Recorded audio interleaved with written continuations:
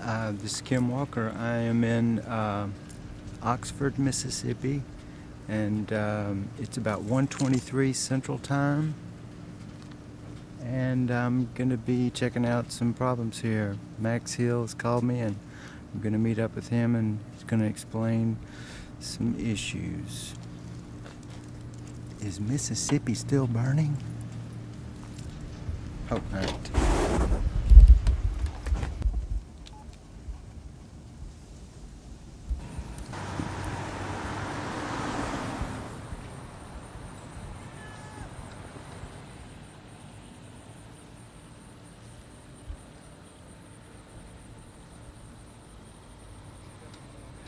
My name is Max Hill. I'm Democratic Party Chairman for Lafayette County, Mississippi.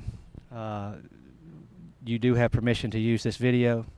What we have had reported here to us today at the Oxford 2 precinct has been the affidavit worker, poll worker, has done specific things. Early this morning he was telling predominantly young college-age students and African-American students that if they voted affidavit, if their names were not on the poll books and they voted affidavit, that those affidavit ballots are never counted. Then we had firsthand accounts from voters themselves of him telling them that they were not on the poll books and had to leave, go to the courthouse, figure out what was going on, that they were not allowed to vote affidavit. We sent a party member here who is an attorney, and she was immediately met with hostility and was even cursed by this affidavit worker at the Oxford 2 precinct. I'm Joyce Freeland. I'm an attorney in Oxford, Mississippi. I'm credentialed as a Democratic poll watcher. We had gotten calls earlier today that at the conference center there were problems with the affidavit votes, that the bailiff was discouraging people by telling them that the vote wouldn't count anyway, and so affidavit votes weren't being taken. When I came, there were actually two men serving as bailiff. The table was set up separately, so at a distance behind where the other poll watchers were, so the poll watchers who were watching the voting could not easily observe what was happening at the affidavit table. It turned out that the bailiff that I had heard his name first was actually very pleasant. His name was Mr. Arnold, but Mr. Gurley was immediately hostile. When I walked in and told him I was a Democratic poll watcher and was asking to see the bailiff, he basically said that I could take my credentials and leave, that I would not be allowed to observe. I made a point that I wanted to observe and that I wasn't going to interfere, that I had a right to help and offer to assist with the affidavit ballots, which he then began to argue that what I was saying was that I wanted to fill out ballots, which was not what I was saying. I waited there and understood that the election commissioner had been called, that complaints had been made, and that someone would be there shortly.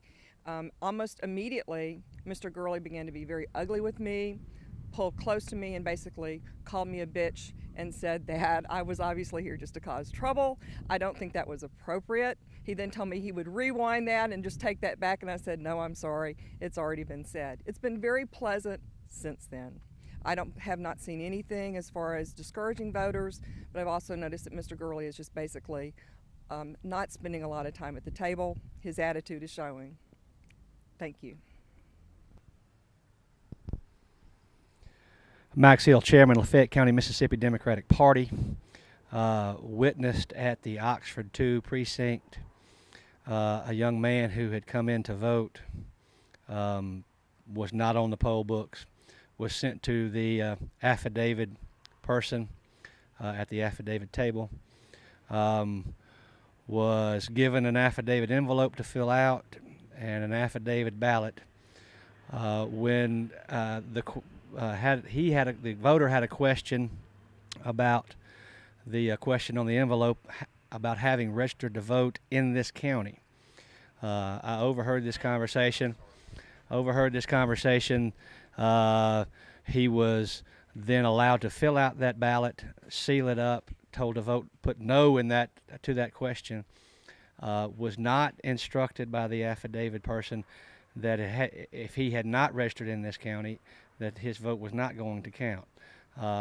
I approached the young man after he had sealed the envelope and given it to the affidavit person, asked him where he was registered to vote. He said Panola County.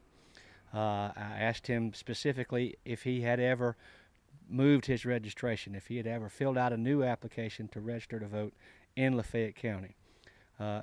He said no. I then instructed him that his vote, that ballot, would not be counted, and if he wanted his vote to be counted, he needed to drive to Panola County and vote there. The affidavit person gave him none of this information.